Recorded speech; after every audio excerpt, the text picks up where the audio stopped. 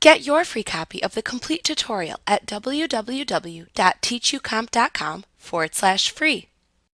When a customer overpays you or gives you a down payment or prepayment, you record the amount received in the Receive Payments window.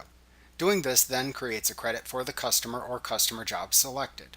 Later on, after you have created an invoice for the specific customer or customer job, you can return to the Receive Payments window to apply the customer's existing credit.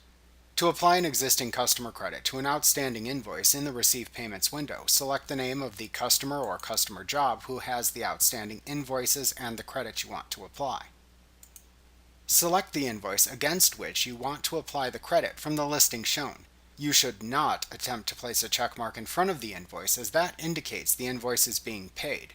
Instead, click anywhere else within the invoice line other than the checkmark column to select the desired invoice against which to apply the customer's credit. Then click the Discounts and Credits button in the main tab of the ribbon at the top of the window to open the Discount and Credits window. Select the Credits tab if necessary to view any available customer credits. To apply the entire credit shown, click the checkmark column next to the credit within the Available Credits section. The amount shown will be displayed in the Amount to Use column.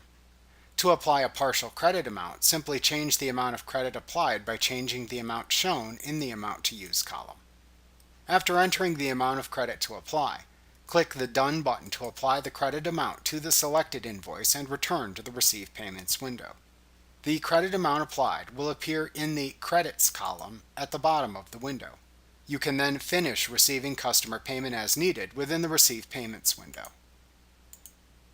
When finished, click either the Save and Close or Save and New buttons to save the transaction and either close the window or clear the window, leaving it open for additional entries.